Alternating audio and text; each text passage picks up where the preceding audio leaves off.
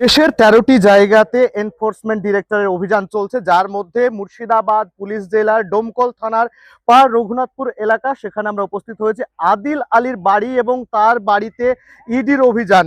ইডির অভিযান মূলত কেন? ইডির অভিযান বাংলাদেশ থেকে অনুপ্রবেশকারী এবং তাদের জাল নথিপত্র তৈরি করার অভিযোগ, আর সেই অভিযোগের ভিত্তিতেই এই বাড়িতে এনফোর্সমেন্ট ডিরেক্টরের কর্মীরা অভিযান চালাচ্ছে এবং সঙ্গে রয়েছে ডোমকল থানা পুলিশ কর্মীরা।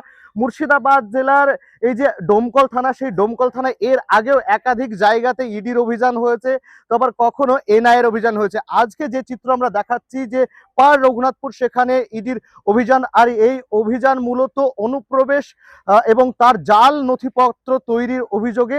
তবে এখন পর্যন্ত স্পষ্ট নয় যে কে বা কারা এবং কতজন এর সঙ্গে জড়িত রয়েছে।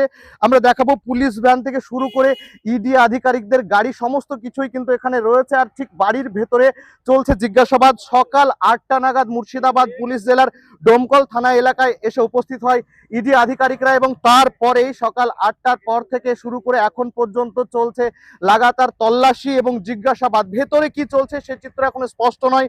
ভেতরে কাকে কিভাবে কোন কোন প্রশ্ন করা হচ্ছে কেউ জানে না। তবে যে প্রশ্ন বারবার আসছে যে ডোমকলই কেন, মুর্শিদাবাদ জেলার ডোমকলে এনআইএ, কখনো কখনো ইডি, কেন কেন্দ্রীয় তদন্তকারী সংস্থারা বারবার ডোমকলে আসছে? ডোমকলের মানুষই বা কেন জড়িয়ে থাকছে? আদৌ জড়িয়ে রয়েছে নাকি জড়ানো হচ্ছে? প্রশ্ন থেকেই যাচ্ছে। তবে যখন আন্তর্জাতিক সীমান্ত লাগোয়া এলাকা ডোমকল, জলঙ্গি, রানীনগর, এছাড়াও একাধিক জায়গা মুর্শিদাবাদের চারিদিকে, সেই জায়গা থেকে ডোমকল বারবার খবরের শিরোনামে আসছে। এবং এই ডোমকলের যেখানে আমরা উপস্থিত হয়েছি, ঠিক সেই জায়গায় আদিল আলীর বাড়ি এবং তার জামাইকে, অর্থাৎ তার জামাইয়ের কারণেই এখানে আসা বলে জানা গিয়েছে। বিশেষ সূত্রে পাওয়া খবর অনুযায়ী জানা গিয়েছে যে আজকে দেশে ১৩টি জায়গাতে অভিযান ইডির, আর সেই অভিযানের মধ্যে একটি অভিযান মুর্শিদাবাদের ডোমকলে।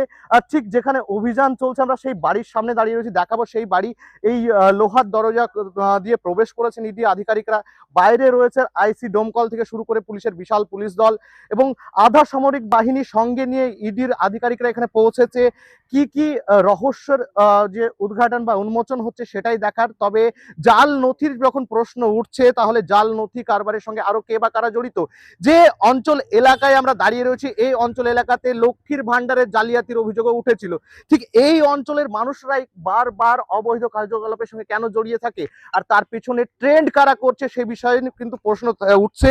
আর শুধু তাই না, পাশাপাশি যেখানে আমরা দাঁড়িয়ে রয়েছি বারবার একই কথা বলছি যে এই বাড়ি, যেই বাড়িতে ইডির আধিকারিকরা রয়েছেন এবং তারা প্রশ্ন করছে বা জিজ্ঞাসাবাদ করছে এবং তল্লাশি চালাচ্ছে বলে খবর, এখন পর্যন্ত দরজা খুলে তারা বেরিয়ে আসেননি। দীর্ঘ বেশ কয়েক ঘন্টা ধরে একই কার্যকলাপ। সকালবেলায় তারা আসেন পুলিশকে সঙ্গে নিয়ে এবং বাড়ির চারিদিক পুলিশ ও আধা সামরিক বাহিনী অর্থাৎ কেন্দ্রীয় বাহিনী নিয়ে তারা দাঁড়িয়ে যান এবং তারপরে বাড়িটাকে চিহ্নিত করে সেই বাড়িতে প্রবেশ করেন এবং প্রবেশ করার পর থেকেই বাড়িতে জিজ্ঞাসাবাদ চলছে বলে জানা গিয়েছে। আর যার বাড়ি, তার জামাইয়ের সূত্র ধরে এখানে আসা এবং এখান থেকে কি কি নথি নিয়ে বেরোচ্ছে ইডি আধিকারিকরা, সেটাই এখন দেখার। আমি বলতে পারবো না। আমি ধরেন মাঠ থেকে কাজ করে এলাম, এসে দেখছি পুলিশ দাঁড়িয়ে, গাড়িও দাঁড়িয়ে, পুলিশও দাঁড়িয়ে। আমি বাড়িতে গেলাম, খাওয়া দাওয়া এসে দেখছি সে সকাল ৯টা-১০টার দিকে বলে পুলিশ এসেছে, এখন পুলিশ যায়নি। আমিও বাড়ি এলাম, দেখছি। কি কারণে বলতে পারবো না, কি কারণে এসেছে জানেন? কোনো কারণ বলতে পারবো না, কি কারণ জানি না যেহেতু। আচ্ছা, বাড়িওয়ালার নাম কি? বাড়িওয়ালার নাম হচ্ছে বাবু মির। আচ্ছা, ওনার জামাইয়ের জন্য এসেছে শোনা যাচ্ছে, সেটা বলতে পারবো না। কিসের জন্য এসেছে সেটা বলতে পারবো না। ওনার জামাই কি করে? মৌলানা মানুষ, ইমামতি করে, ইমামতি করে, পদকার ছেলে, হাফেজ, ও মুফতি হাফেজ মৌলানা। ওনার বাড়ি কি বাংলাদেশ? সেটাও বলতে পারবো না, কোথায় বাড়ি। উনি কি এর আগে ও ও ও আমাকে বলেছে বাড়ি আমার ওই ওই গ্রাম, ওই মানে পেছনের গ্রামে বাড়ি ছিল। আচ্ছা আচ্ছা, আমার আব্বা বাবা দিল্লিতে কাজ করতো, তো ছোট্ট বাচ্চা অবস্থাতে ও চাপা পড়ে মারা গেছে গাড়িতে। ও নিজে আমাকে বলেছে এই কথা। ওনার বাপ মা? হ্যাঁ, দিয়ে ও তখন এই দিন বাবা মানে কেউ নাই, ছোট্ট বাচ্চা বয়সে মাদ্রাসা ভর্তি পড়াশোনা করতে, পড়াশোনা ভালোই করেছিল। এখন পর্যন্ত জানা গিয়েছে কিছু?